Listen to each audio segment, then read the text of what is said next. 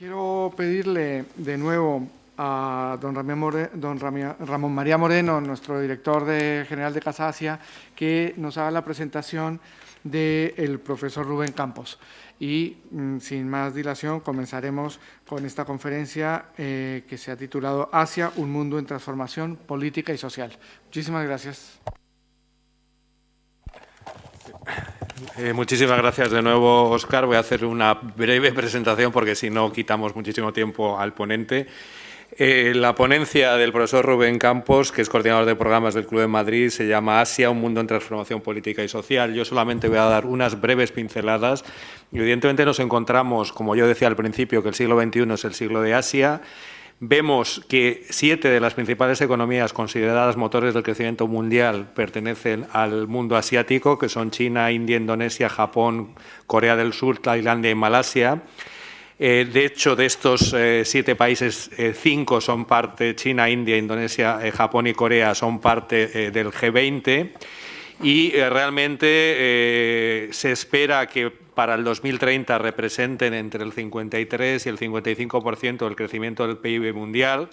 Y, de hecho, también, si continúa su crecimiento y su trayectoria económica, para el 2030 su ingreso per cápita se habrá multiplicado por un factor de 6, alcanzando y superando posiblemente los niveles actuales de Europa.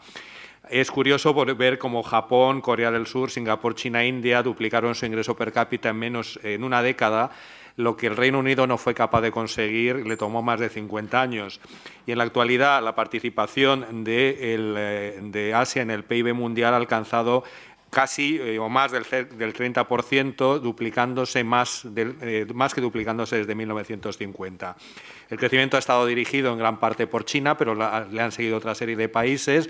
Nos encontramos con importantes países con gran crecimiento económico. Hemos visto Japón, India, en estos momentos la ASEAN, los países del sudeste asiático cada vez tienen mayor peso y se espera que para finales de este año, el 2015, haya un mercado común.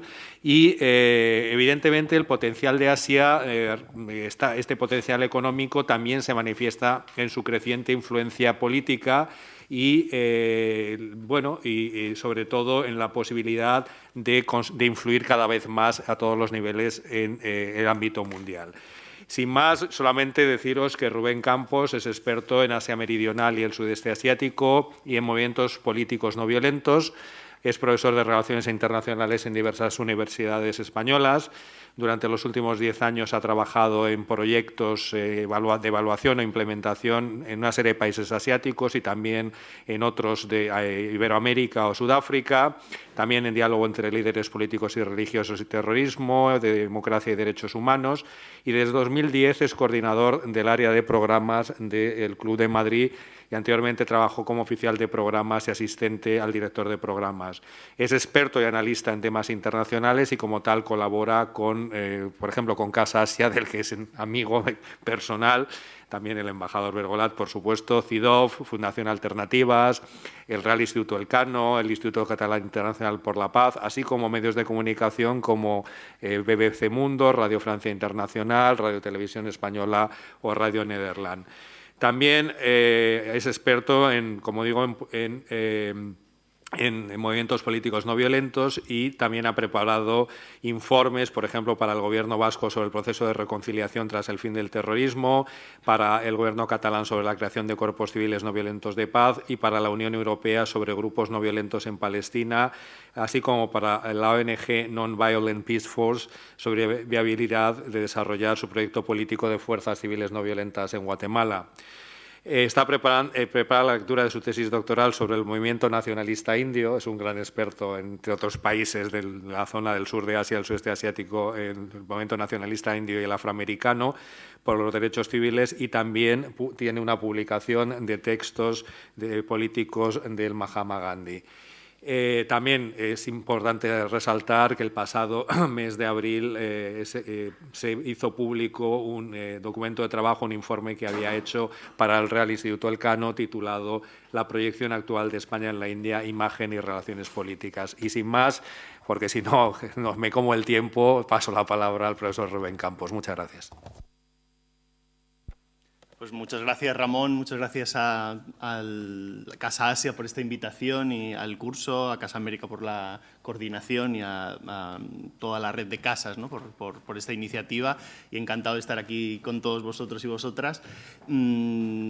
Después de toda una semana del curso, ¿no? Que ha habido esta aproximación pues, a la geopolítica internacional, a diferentes regiones, y en la última ponencia quería comenzar contando una historia. Y esta historia tiene que ver con lo que me imagino todo el mundo habrá venido aquí hasta cierto punto, y es a vender su moto, ¿no? Porque como cada uno venía a hablar de una de las regiones, en el fondo no se nos escapa que lo importante de un curso como este es bueno, compartir ideas y experiencias y conocimiento, pero al final la gente que estáis participando, en una medida u otra, sois personas que van a estar involucradas a nivel político, desde el mundo de las ONGs, desde el mundo, digamos, de la academia, en cuál va a ser la relación de España con todas estas regiones del mundo. Y todos intentamos haceros ver que la región de la que somos expertos y conocemos y tenemos más cerca de nuestros corazones por diversas razones, pues es muy importante, ¿no? Entonces, bueno, yo voy a estar aquí siguiendo un poco la línea del embajador Bregolat para hablar de la importancia de Asia. Y la última parte de mi intervención voy a hacer un poco más de énfasis en por qué creo que, desde el punto de vista español, pues es relevante que prestemos atención y qué cosas se pueden hacer, ¿no? ¿Por qué y qué cosas se pueden hacer en respecto a Asia en general, quizás a India en particular, por lo que comentaba Ramón de mi especialidad, pero yo creo que es un poco extendible a toda Asia. Entonces, esta historia es un encuentro que tuvo lugar, por cierto, aquí está mi correo electrónico y si alguien en Twitter, pues también dejo mi dirección, porque bueno, en el poco tiempo que tengamos aquí también os animo que si hay alguno de vosotros o vosotras que tiene curiosidad por algún tema que apunto, quiere profundizar o leer o lo que sea, encantado de que estemos en contacto. Después podemos tener preguntas o en los pasillos, pero si a posteriori queréis escribirme, pues ya digo que por mí estaré encantado de responderos y entrar en contacto. Entonces, comentaba que iba a contar esta historia, que es el encuentro que se produce a comienzos del siglo XVII entre dos personajes, que son Sir Thomas Roe, que era un embajador del gobierno británico, y el emperador Jahangir, que en este cuadro pues, aparece como sentado ahí, abanicado por una serie de personas trabajando para él, y el embajador pues, presentando sus credenciales. Es un encuentro que es... Ahora os voy a contar un poco el contexto, pero que tiene un carácter simbólico y que lo voy a utilizar como hilo narrativo pues, para una serie de cosas que quería comentaros. En este momento, comienzos del siglo XVII, en Gran Bretaña surge un interés por parte de la élite del país, el gobierno, la corona, pero también la clase alta, pues de noble, pero también de la alta burguesía, que ya comenzaba incipientemente pues, a tener un poder económico, de estrechar lazos comerciales con el mundo asiático. En este caso, específicamente, tenían un interés particular el imperio mogol, que en ese momento se había extendido por todo el sur de Asia, lo que sería actual India y Pakistán, y que en este comienzo del siglo XVII era uno de los centros de poder del mundo. El imperio mogol, lo que entonces sería, digamos, el presagio de lo que luego sería la India actual, pues era uno de los centros económicos, pero también políticos, artísticos y tal, más importantes que había en el planeta. Y entonces Gran Bretaña, que no tenía una fuerte relación con esta parte del mundo por la distancia, por razones culturales, históricas, esta gente, digamos, esta élite, establece como prioridad intentar profundizar en esta relación.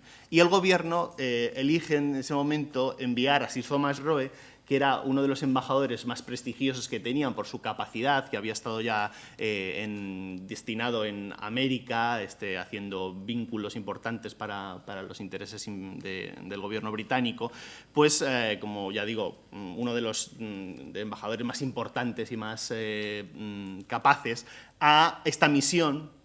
Y Sir Thomas Roe pues, la emprende, estamos hablando de los primeros años de 1600, y viaja, bueno, pues después de un complicado trayecto por mar, tierra y tal, hasta llegar a la capital, que en ese momento era Agra, que quizás os suena porque es la ciudad donde está el Taj Mahal, que de hecho el Taj Mahal, este precioso palacio, bueno, que es una tumba mortuoria en realidad, ¿no? Pero que parece un palacio de mármol blanco, era uno de los símbolos del poder que tenía el Imperio Mogol, porque fue construido por este imperio en esta época.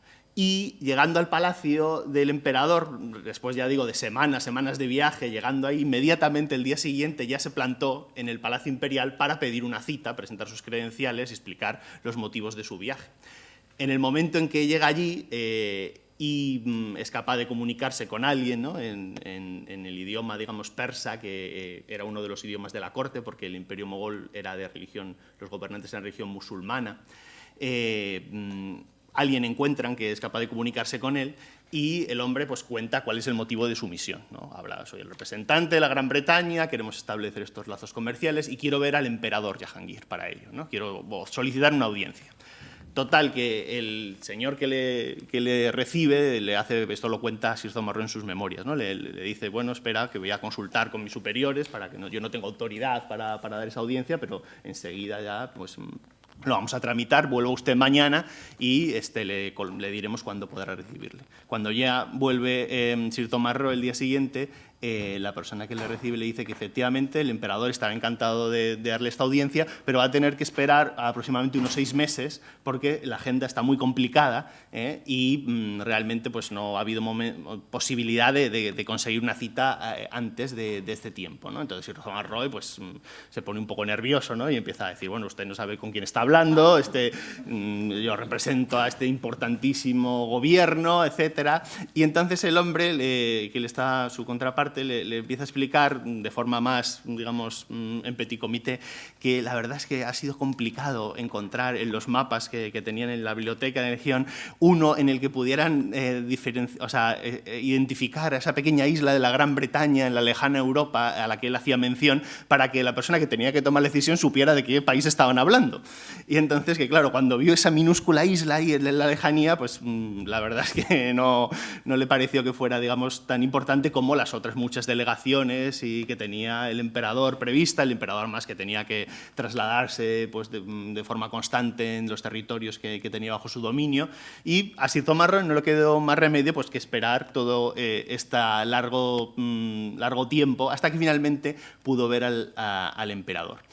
En ese proceso, el embajador Roe, que era bastante espabilado, ya tomó, digamos, un buen conocimiento a través de estas visitas, digamos, de cortesía, a la que hacía mención el embajador de Bregolat, con sus pares de todas partes del mundo y otra gente que fue entrevistando, de cuál era la personalidad del emperador, ¿no? Y le comunicaron que el emperador era una persona muy culta, que era además muy amante del arte, de las conversaciones, de la cultura, pero que también le gustaba mucho el alcohol, el opio y las mujeres. Y entonces Sir Thomas Roe aprovechó, digamos, ese carácter un poco abierto del emperador para, en esa pequeña audiencia, que realmente iba a durar prácticamente no más de 30 minutos, para engatusar al emperador con historias. En vez de contarle, digamos, el propósito formal de su visita, empezó a contar historias, bueno, es que yo soy un embajador, está en muchos lugares, y empezó a contar historias de América, de cuando había estado él intentando encontrar la famosa ciudad del Dorado, cuando estuvo en esa, que tiene unas aventuras fascinantes. Y el emperador, cuando ya había pasado una hora de la reunión, le dijo, bueno, es que usted lo que me está contando me parece súper interesante, no sé para qué ha venido aquí a verme, pero yo le invito a que venga a Palacio de nuevo al final de la semana y así seguimos conversando. Y Sir Thomas Roe se convirtió, según ponía sus memorias, en drinking partner del emperador, y entonces entre copa y copa del licor, digamos, tradicional, pues establecieron lazos.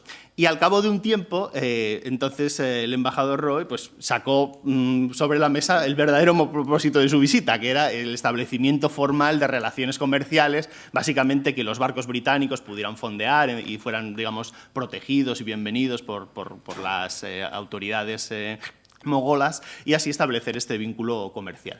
y finalmente, obviamente, el emperador, en ese clima de amistad, desde luego, firmó lo que sea, sí, y ya Sito Marro volvió, después de varios años, con ese éxito a su tierra. Este establecimiento de relaciones va a dar lugar, a partir de este encuentro puntual, va a dar lugar a un flujo comercial muy importante para, yo creo, la relación entre lo que sería Europa y Asia.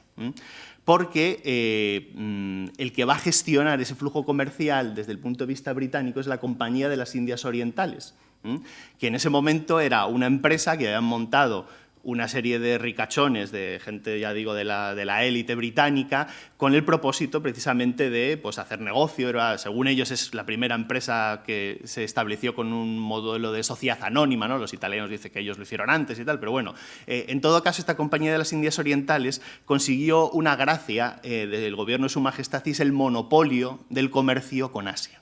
En ese momento no existía, a principios del siglo XVII, realmente un comercio significativo con Asia, ¿no? Y de hecho, la embajada de Sito Marro estaba favoreciendo que ese comercio se pusiera en marcha. Lo interesante de esto es que cuando se va a desarrollar este comercio durante todo este siglo, habría un desequilibrio brutal entre las dos partes que estaban comerciando. ¿Por qué? Porque cuando los navíos británicos partían de las costas indias hacia las costas británicas, iban cargados sus bodegas hasta el tope de productos indios.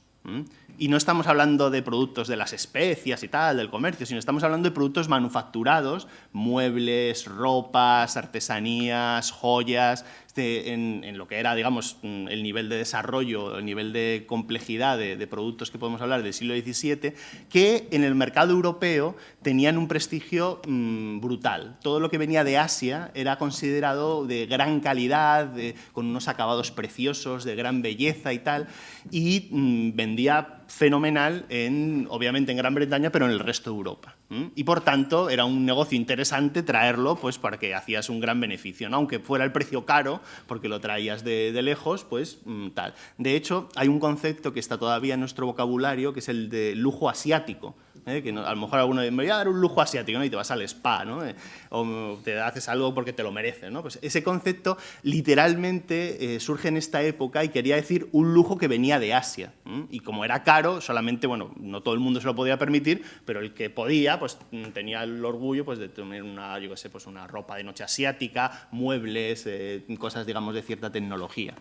¿Qué pasaba cuando los empresarios británicos, los productores británicos intentaban, digamos, que este flujo comercial fuera de dos direcciones y vender sus productos a la India? Pues que ahí se encontraban con las puertas cerradas.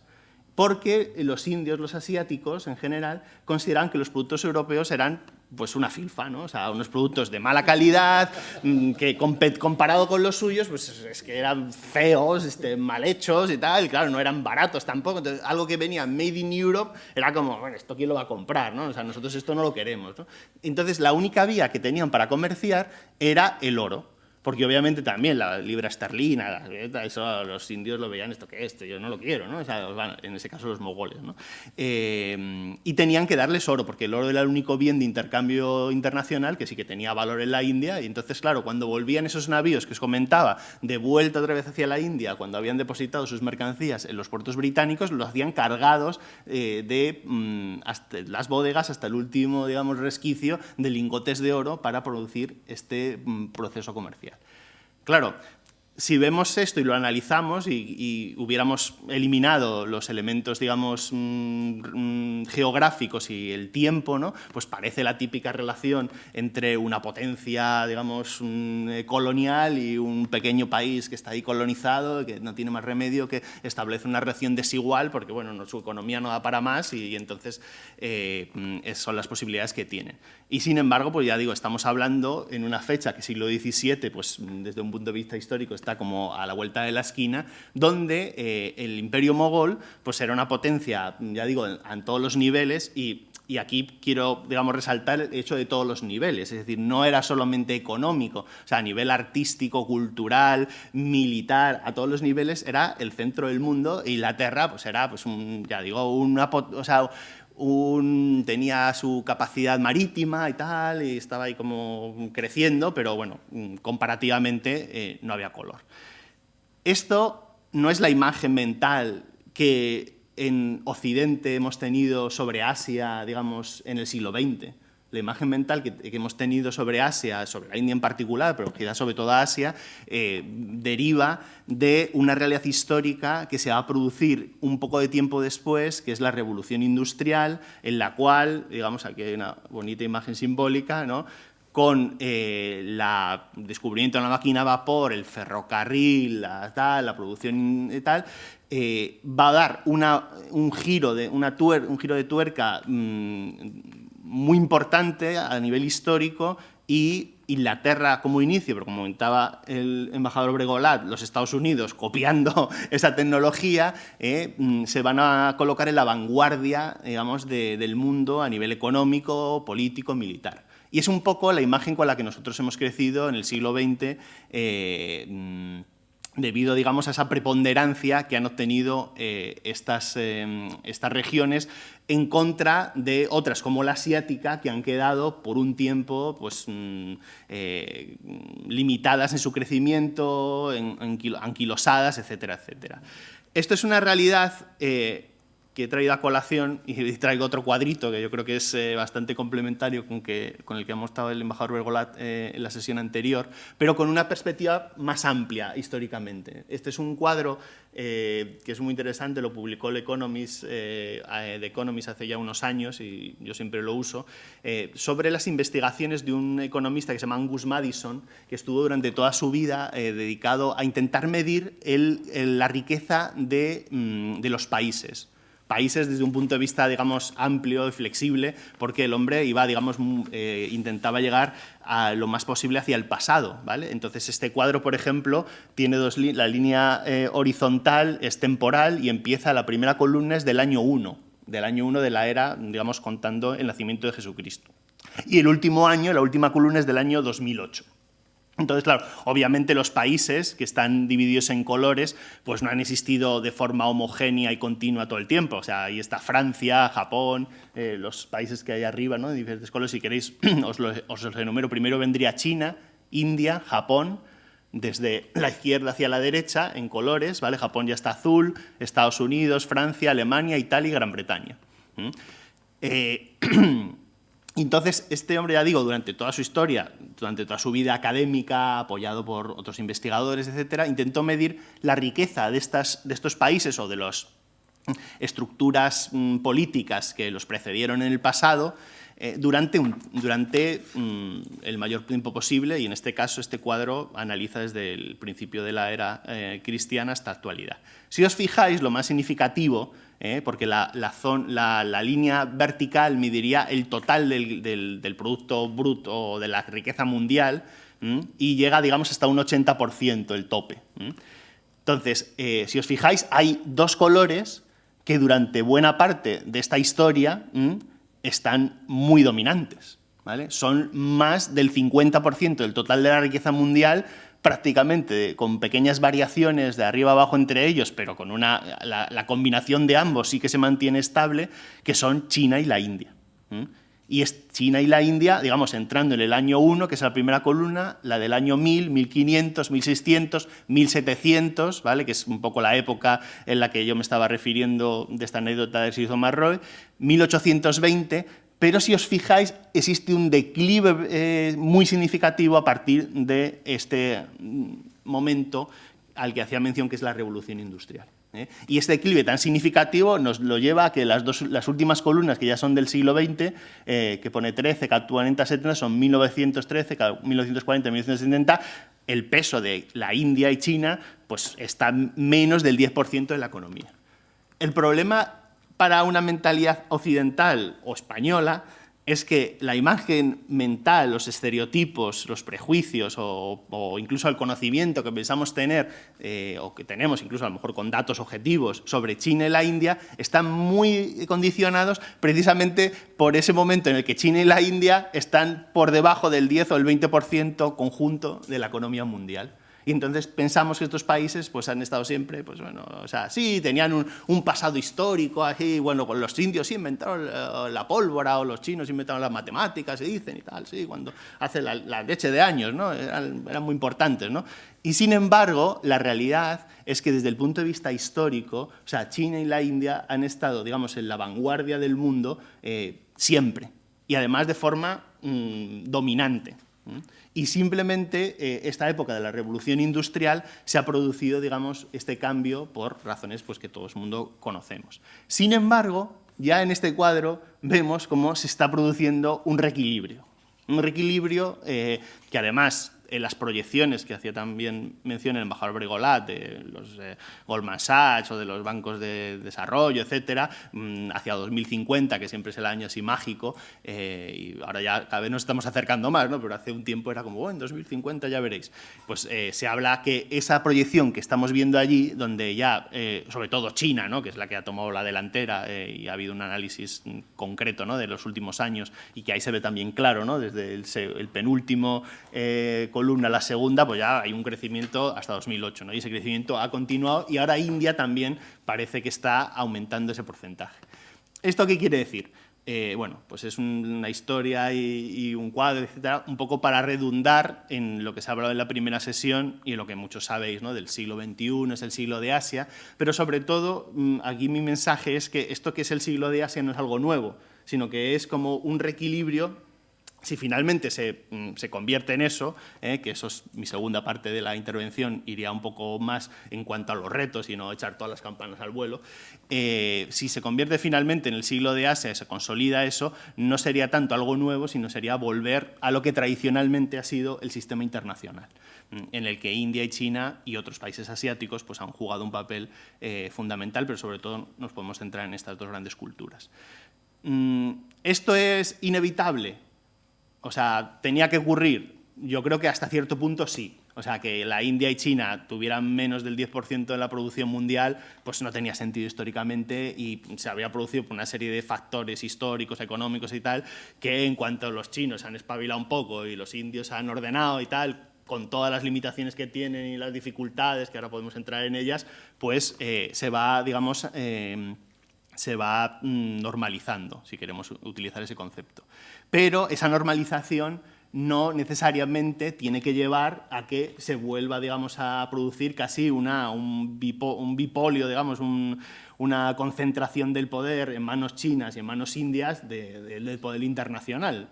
Hay que ver si, sobre todo, ese nivel de sofisticación que los líderes chinos han ido, digamos, perfeccionando para superar sus retos, va a estar a la altura de los que se van poniendo sobre la mesa y también si India, a la que voy a hacer mención ahora con un poco más de detalle, va a poder superar también los propios retos que tienen para seguir creciendo y para, sobre todo, pues, tener un crecimiento sostenible. ¿Vale? Porque el crecer económicamente, si no es sostenible a diferentes niveles, pues te lleva a unos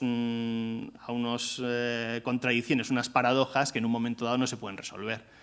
Una de ellas es el tema del desastre ecológico, medioambiental, la polución. Yo, como soy experto en la India, he estado muchas veces en la India, pero hace unos 4 años, por temas profesionales, tuve que ir a Beijing y me quedé fascinado. O sea, hombre, hay una dicotomía entre todos los expertos que vamos por India o por China que se genera, ¿no? Tú le coges cariño a la India y entonces te pones siempre defiendes la democracia, y tal, sabes todas las limitaciones, ¿no? La gente que le coge cariño a China, como lo ha Bregolat, pues habla de la meritocracia, el confucianismo, esto es la ley. Y ahí, claro, o sea, eso en los que nos hacemos expertos en los países, se proyecta ese debate que existe también en Asia, al que luego intentaré referirme porque me parece que es uno de los debates claves a nivel político en el mundo, ¿no? O sea, el modelo político que se va a imponer o que se intenta imponer como el más funcional. Y en ese sentido, pues yo siempre defendía la idea. Claro, cuando comparas Beijing con Nueva Delhi, pues se te calan los pies. Aunque Nueva Delhi también ha dado un salto de desarrollo, modernidad, todo lo que quieras, pero Beijing es que es la leche. O sea, lo que encuentras ahí, o sea, tú vas a Beijing con la imagen, a lo mejor, que todos tenemos nuestros estereotipos de una China y tal, y lo que te encuentras es un Tokio. casi, o sea, a nivel de, no a nivel de las idiosincrasias que tiene Tokio, pero a nivel de desarrollo, de modernidad, de eficiencia, funcionalidad, y no solamente en una zona específica del país, ¿no? O sea, perdón, de la ciudad. Prácticamente yo además tenía amigos y visité diferentes barrios y era algo muy impresionante. Pero claro, salías a la calle y había una polvareda gris o que parecía niebla, ¿vale? Y que en los 6 días que estuve, solo vi el sol un día, y no por las nubes, sino por la contaminación. Y la contaminación era tan densa que si salías a la calle y las avenidas estas que hay grandes, no podías ver los edificios que estaban al otro lado de la avenida. De mierda, perdón por la palabra, pura. Que además, claro, tú pensabas, no, esto es niebla. No, niebla no. Eso era contaminación. Entonces, claro, si tú, obviamente, el nivel de sofisticación de los líderes chinos es también otra cosa que me llama muchísimo la atención. O sea, nosotros tuvimos reuniones con líderes políticos chinos y, o sea, su capacidad de análisis, incluso su capacidad de hablar de los temas abiertamente sin esconderse, ¿no? O sea, luego hay un tema más complicado que otro, ¿no?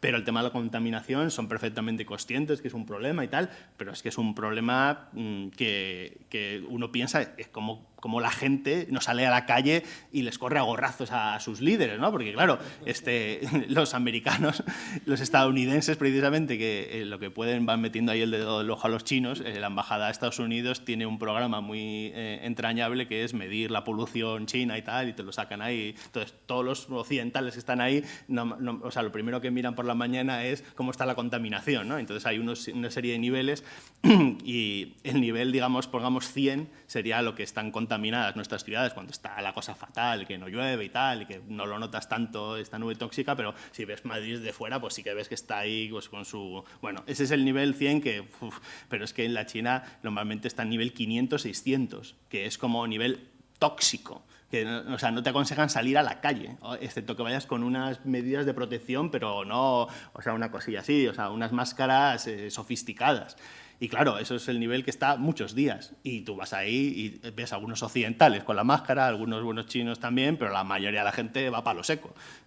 O sea, eso es lo que están, las consecuencias para la salud de esa gente ya se están viviendo, ¿no? Entonces, bueno, ahí es un reto que ya digo, los chinos son conscientes, no lo esconden, están trabajando tal. Cuando hubo las Olimpiadas ya se lo curraron para que la cosa desapareciera bastante, pero claro, a costa, digamos, de frenar empresas, frenar cosas que eso a largo plazo no lo pueden mantener, y ahora están dándole vueltas cómo solucionarlo. Entonces, realmente los retos también están ahí, y si esos retos no se solucionan, claro, llega un momento en que si todos tus ríos están contaminados, no solucionas la polución y sigues quemando carbón, no buscas alternativas, por mucho que sigas creciendo, llegará un punto en que implosione eso.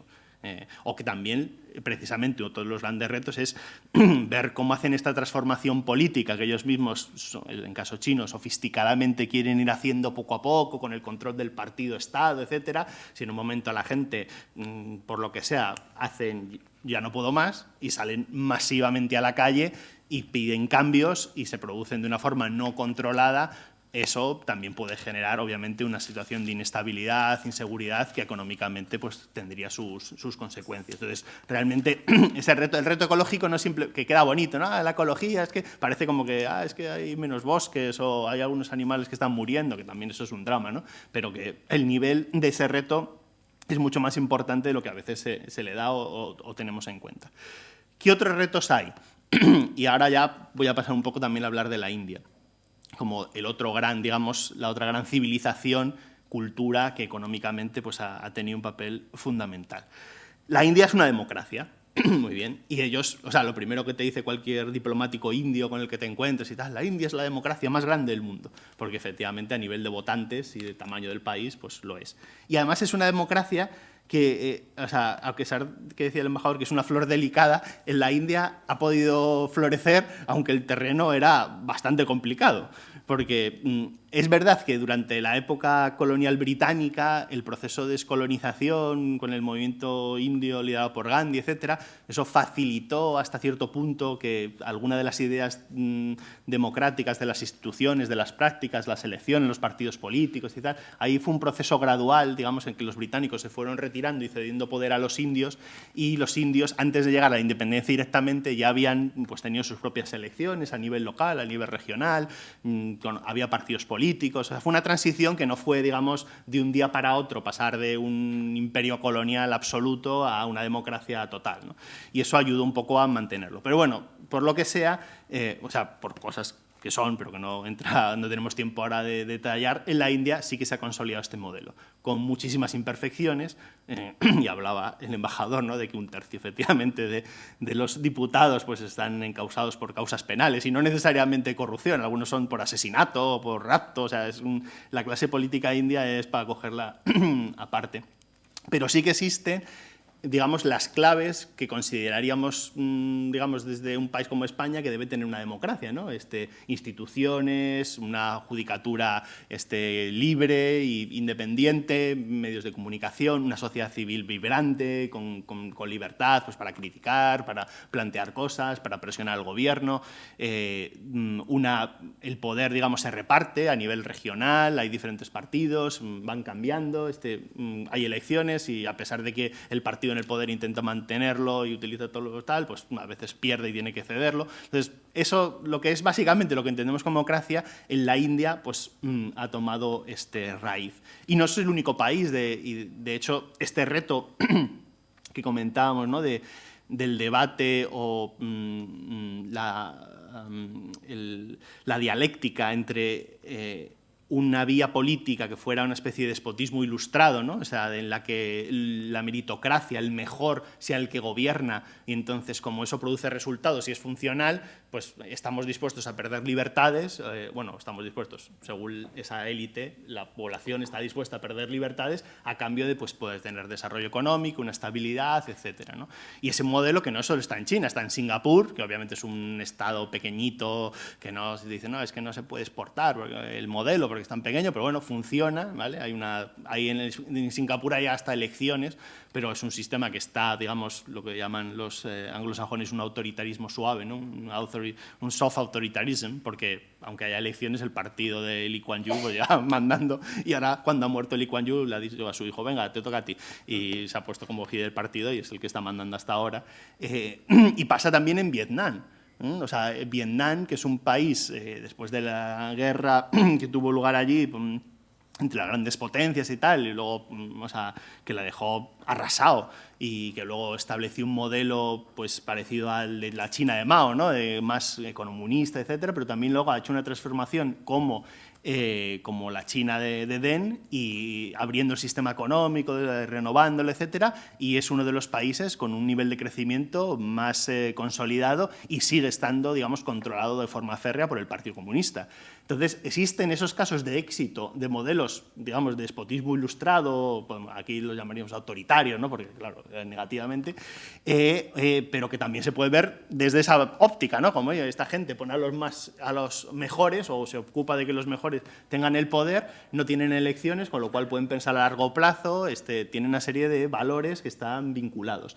Y por otra parte tenemos los sistemas más participativos, más democráticos, en el que la India es un ejemplo, pero también tenemos a Japón, que con todas sus particularidades y con ese gobierno de un partido durante muchísimo tiempo, se ha consolidado un sistema democrático donde no solo es que hay elecciones, también hay una prensa libre, también hay una sociedad civil, y también Corea del Sur. O sea, Corea del Sur era una dictadura, un sistema muy autoritario, hizo una transición democrática en los 70, 80, se consiguió en los 90, y es una de las economías también más de la vanguardia.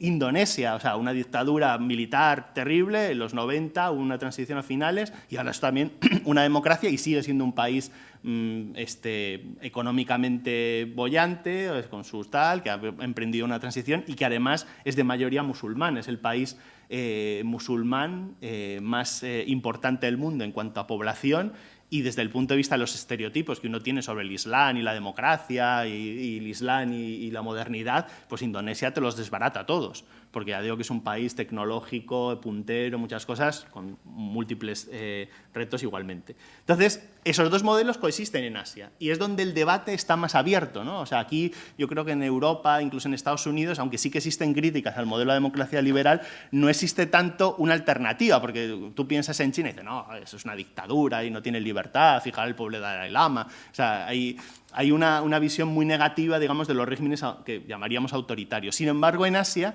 como muchos de esos regímenes tienen un éxito económico indudable y la transformación de China ha sido, digamos, ya digo, como decía yo, cuando llegas ahí, dices, esto es la leche, claro, hay un debate mucho más vivo.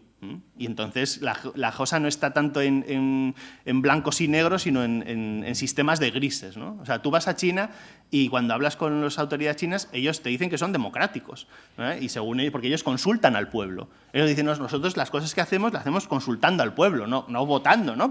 Pero les escuchamos, ¿no? O sea, no es que hacemos lo que nos da la gana, ¿no? Y tenemos nuestros sistemas, ¿no? Que es un poco lo que el embajador Bregolat dice que les gustaría sofisticar, ¿no? O sea, cómo escuchamos al pueblo, cómo tenemos en cuenta la participación. Luego, claro, sabemos que hay una cierta limitación a esa escucha, ¿no? Y que, desde luego, lo que está limitado es la disidencia. O sea, si hay mucho debate, digamos, dentro del partido de puertas para adentro, pero de puertas para afuera no se admite una voz disidente crítica con el sistema de por sí, y obviamente menos con el partido. En los otros países, como la India, esto hay, o sea, lo que son voces disidentes y variadas y tal, hay muchísimas, ¿no? De hecho, en el Parlamento indio es uno de los parlamentos más variados porque tienen más de 40 partidos políticos, 50 partidos políticos que representan la gran diversidad que existe en la India. Y esto es uno de los puntos, ¿vale?, que antes de ir terminando sí quería hacer, que es importante, y es que las sociedades asiáticas, uno de los retos que tienen más importantes, que aquí en Europa no lo vemos porque tenemos otra dimensión en cuanto a tamaños, culturas, etcétera, es la diversidad. La diversidad étnica, la diversidad religiosa, cultural. O sea, países como la India, que tienen más de 1.000 millones de habitantes ya, aunque nosotros lo vemos como uno, en realidad la India son cientos. O sea, cientos de pequeños grupos que, por diversas razones, ya digo, religiosas, culturales, lingüísticas y tal, tienen una identidad unificada como indios, pero también tienen múltiples identidades. Y esa, digamos, existencia de múltiples identidades, que pasa lo mismo en la gran mayoría de los países, ¿no? En China también. En China está más restringido porque el gobierno del Partido Comunista, uno de sus grandes esfuerzos ha sido intentar unificar, digamos, una identidad común que pueda servir como un parámetro básico, ¿no? Entonces, los que son un poco diferentes han estado un poco... Se intenta controlar que esa diferencia no afecte al bienestar común, ¿no? Es un poco la lógica esta de la familia. Sin embargo, en la India, esto, como es una democracia, no se puede gestionar de esta manera y es una manera más participativa. Para poneros un ejemplo, porque tenemos poco tiempo, una de las formas más claras de ver esta diversidad es el tema lingüístico. Está la sociedad de castas también, que ya si nos metemos a eso no acabamos. Pero el tema lingüístico, que es muy claro, ¿vale? En la India hay, ya digo, más de 1.000 millones de habitantes y existen múltiples lenguas. Pero cuando dices ¿eso qué quiere decir? Bueno, uno de los últimos, creo que es el último, por lo menos el que yo uso de referencia, censos de lenguas de la India de hace unos años, hablaba de que existían 200 lenguas como las más importantes de la India, ¿vale? El top 200. La 200 de la lista la hablaban 100.000 personas, ¿vale? O sea, la última de eso empieza 1, 2, 3, la 200. 200 lenguas en un país, ¿eh? Igual, algunas son dialectos, ¿vale? O sea, como el español y el valenciano, el catalán y tal. Bueno, que el español y el catalán, o el castellano y el catalán, pues más o menos te entiendes, ¿no? O sea, haces un esfuerzo, pues ellos hablan en gallego, pues lo entienden, ¿no? Pero claro, si oyes a alguien hablar en vasco, no te enteras de nada. En la India pasa eso, o sea, hay idiomas que están dentro de unas familias, entonces no solamente que existen estos 200 idiomas sino que existen además 4 familias lingüísticas diferentes. Familias lingüísticas quiere decir, por ejemplo, la diferencia que puede haber entre el español, el ruso y el árabe. Ya no solamente que son otros idiomas, sino es que se escriben con grafías diferentes. Aquí, por ejemplo, hay puesto 2 alfabetos, que es el Devanagari, que son el mayor en las lenguas que se hablan en el norte de la India, y el dravídico, que es el típico de muchas de las lenguas que se hablan en el sur. Y si os fijáis, aunque parecen, digamos, trazos ahí sin sentido, ¿no? Y hay una correspondencia con la fonética latina, pues los del norte tienen un alfabeto totalmente diferente a los del sur. Entonces, las lenguas que se hablan en el norte son, y luego hay otras 2 familias adicionales que se hablan en otras partes, y ¿eso qué hace? Que las identidades que provienen de la lengua son una de las más potentes. Y eso, ya digo, en el pequeño ámbito que tenemos aquí en España, con nuestras 4 lenguas reconocidas en la Constitución, los pequeños dialectos y tal, si ya vemos la cantidad, digamos, de problemas que surge de identitarios, ¿no? De la independencia catalana, los vascos, lo otro y tal, imaginaros un país en el que eso lo multiplicas, en el caso, digamos, de la Constitución, por 17. La lengua hay 17 lenguas oficiales. Pero claro, la 18 es una lengua que hablan millones de personas y que si no entró en la Constitución fue porque los padres de la Constitución tuvieron que poner un freno, ¿no? Porque no podían meter aquí a 20 lenguas o, yo qué sé, 40, 50, porque en el fondo eso les da una institucionalidad a esas lenguas y esa cultura que luego el Estado no podía, digamos, asimilar. Y te genera pues muchas dificultades en cuanto a cómo puedes mantener esa diversidad en la unidad y cómo puedes hacer que todos remen en la misma dirección y que no se produzca pues, movimientos secesionistas, autonomistas, reivindicativos, que igual se producen, pero cómo los gestionas, eso es uno de los grandes retos que existen en muchos de estos países. ¿Cómo haces para gestionar este tipo de cosas? Sobre todo cuando esta diversidad muchas veces viene acompañada de elementos religiosos. ¿Qué pasa si además añades ese elemento? ¿Qué pasa si ese elemento religioso, hindúes contra musulmanes, hindúes contra cristianos, en el caso de la India, le añades el elemento de la violencia? Entonces ya tienes una coctelera cuya manejo, digamos, pues es uno de los retos importantes que tienen muchos de estos países. En la India, ¿cuál es la solución que le han dado? Facilitar una democracia participativa en la que todos los grupos puedan sentirse, digamos, partícipes a través de partidos políticos que les representan sus intereses y además un sistema federal en el cual los estados que forman parte de la Unión Federal India tienen una gran autonomía, una descentralización que les permite gestionar temas como la educación, como la sanidad, etcétera, pues con un cierto nivel. Y entonces tú, aunque seas una minoría en toda la India, pues sabes que en tu estado a lo mejor tu grupo, los Sikhs, por ejemplo, que es una religión que surge en la India en el siglo XVI, pues, y que son estos con turbantes y con barbuncias y tal. Esa gente que tiene una identidad muy fuerte, pero que vive en una parte del norte, noroeste de la India, sabe que allí por lo menos pues, van a estar representados políticamente, tanto en el Parlamento Nacional como en el regional, y que eso les va a dar una capacidad pues, de defender sus derechos y tal, y sentirse parte de un todo, pero también en la que su voz es escuchada. En otros lugares, en el sudeste asiático, por ejemplo, por no poner todo el énfasis en la India, pues vemos cómo en países como Tailandia o Indonesia la cantidad, digamos, de grupos étnicos, de personas pertenecientes, digamos, a países de la región que viven allí, pues es normalmente más allá del 40% del total de la población. Y además ese 40%, ese 30% está dividido a su vez en múltiples grupos. En todos los países este tema es, por una parte, un elemento de riqueza, de oportunidad, de aprovechar, digamos, los recursos de conocimiento y de diversidad que tienen, pero por otra parte un riesgo político, etcétera. El terrorismo islámico que hay en Tailandia, no se escucha tanto, ¿no? En el sur de Tailandia es un problema a nivel de ese país muy importante, ¿no? Los movimientos secesionistas en Indonesia, en Aceh, en otros lados, pues existen, en Filipinas incluso, ¿no? Hay un movimiento secesionista con una influencia importante de la religión musulmana, ¿no?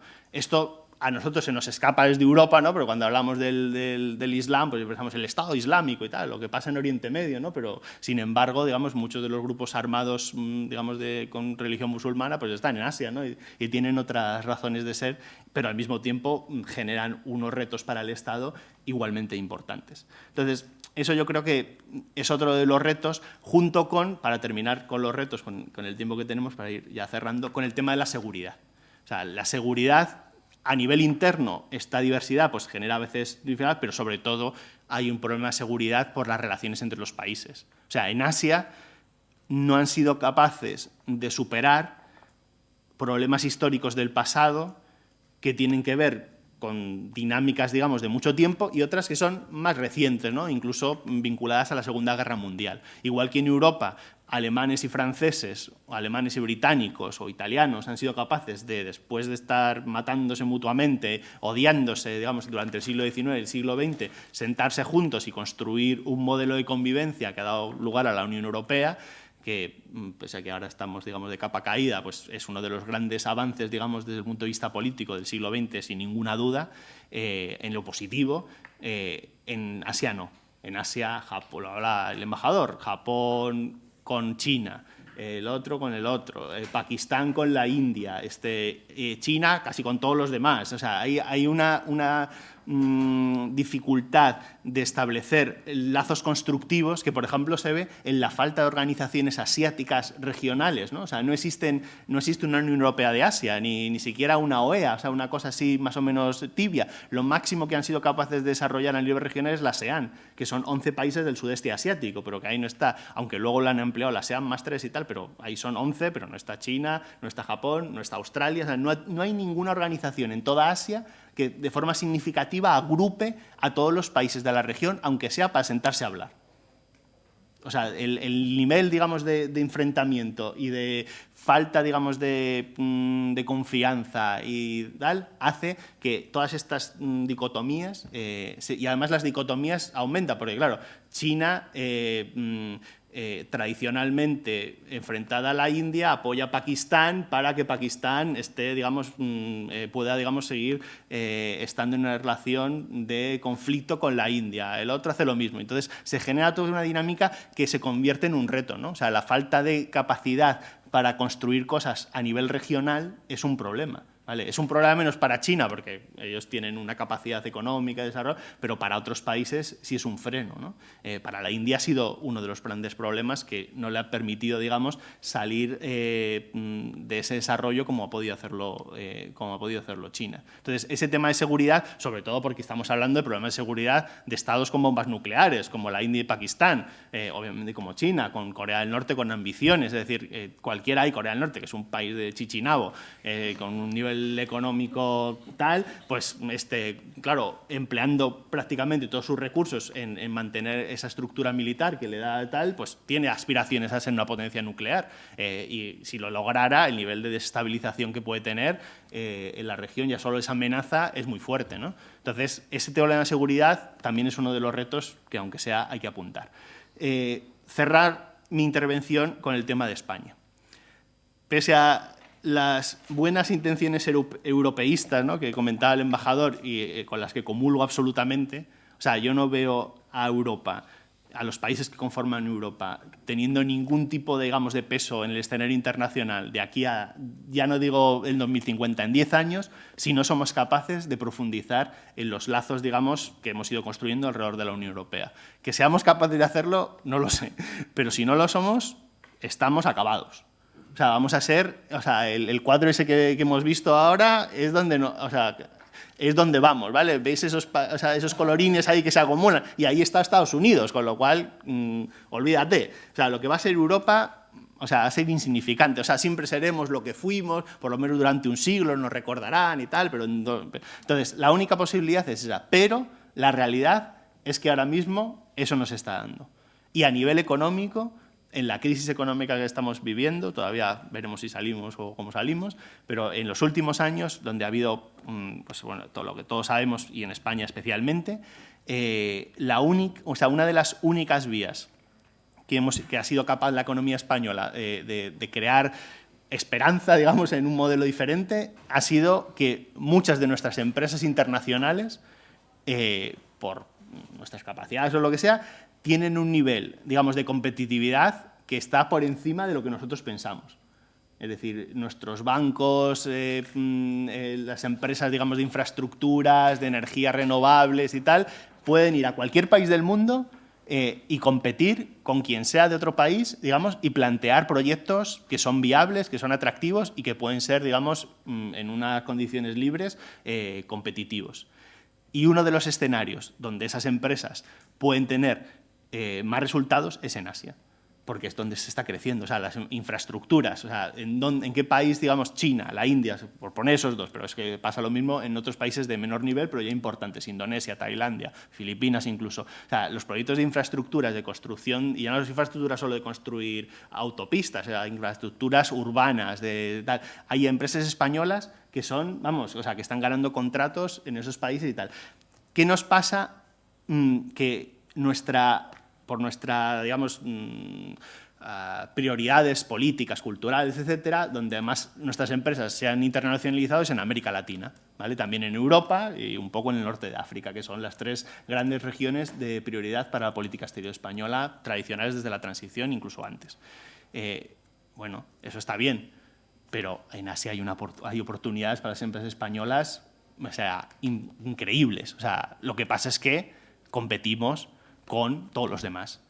Y Asia ahora, la India, por ejemplo, que es donde yo me sé, y está ese documento que comentaba Ramón que que elaboré hace unas semanas, meses, pues la India tiene 1000 novios. O sea, cuando en el documento hay una anécdota de Rajiv Gandhi, que era el primer ministro de la India en los 80, que vino por aquí, por España, cuando España era como el darling de la política internacional. Habíamos dejado atrás la transición, había un nivel de crecimiento, todo el mundo venía, oye, el caso español, ¿cómo lo habéis conseguido? Y tal, ya estáis entrando a la Comisión Europea, en las comunidades europeas y tal, todo el mundo. Y además teníamos un peso en política internacional que está incluso por encima de nuestra capacidad a priori, ¿no? Porque, bueno, había Felipe González, gente así visionaria que intentaba movernos en diferentes regiones y con temas y tal.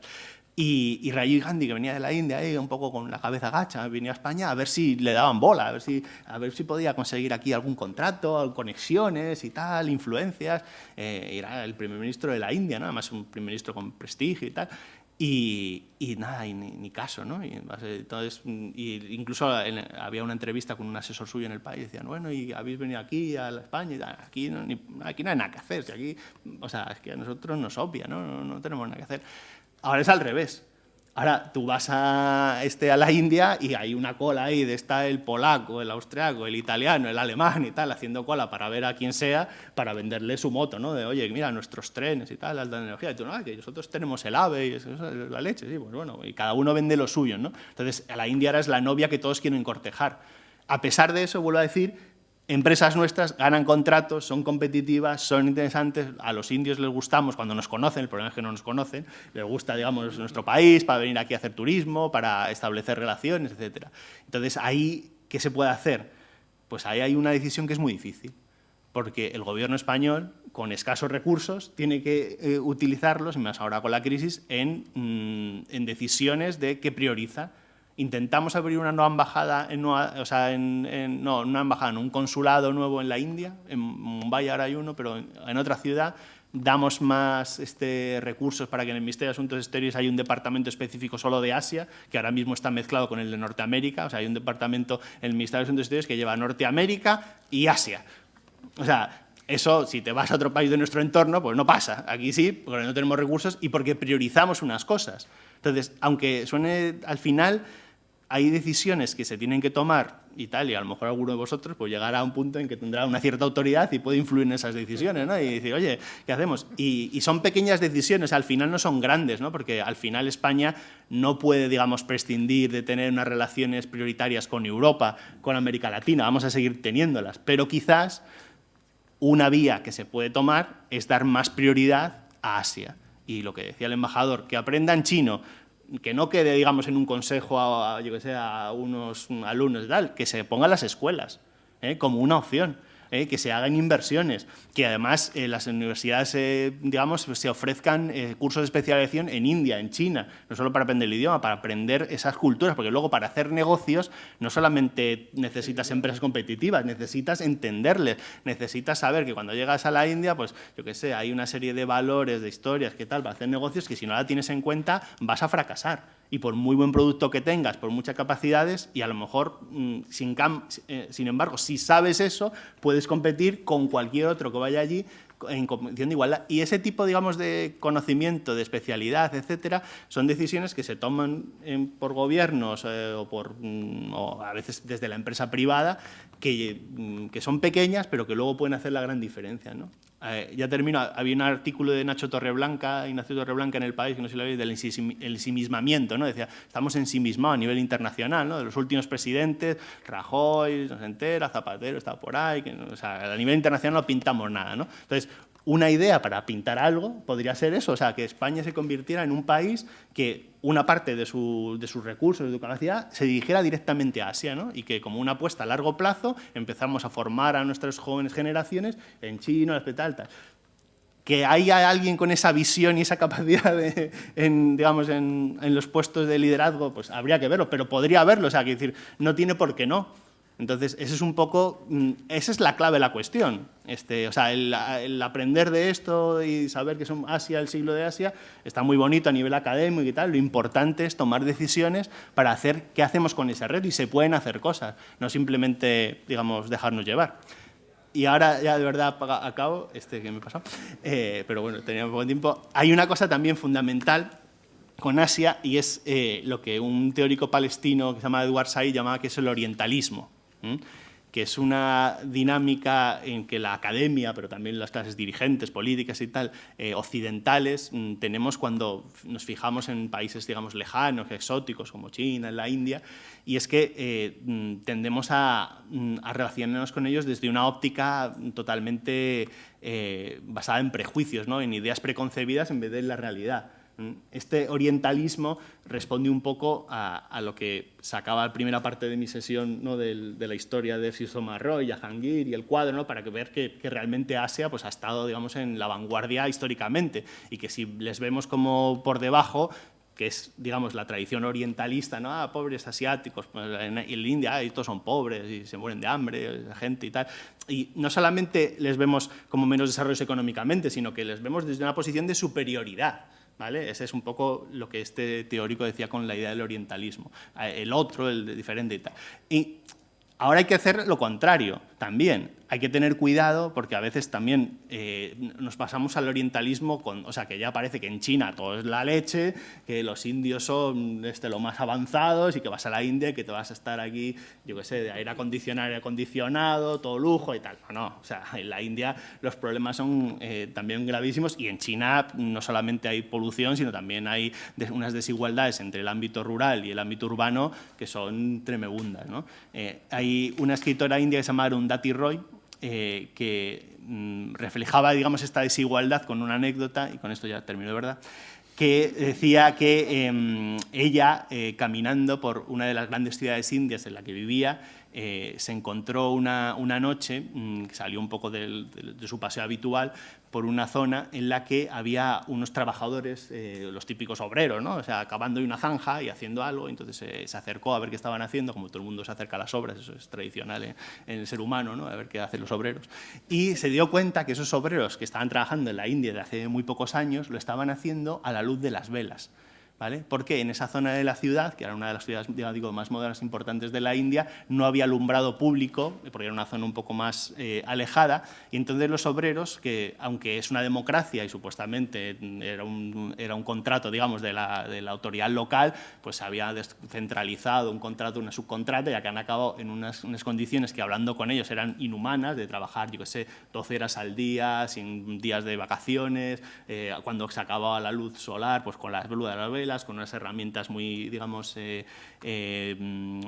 pues antiguas, ¿no? No tenía ninguna máquina, todo como pues con pico y pala directamente, y lo que estaban haciendo esta gente era llevar cables de fibra óptica para conectar toda la ciudad a Internet de última generación. Entonces, claro, ella decía que esa era la India, incluso esa es Asia.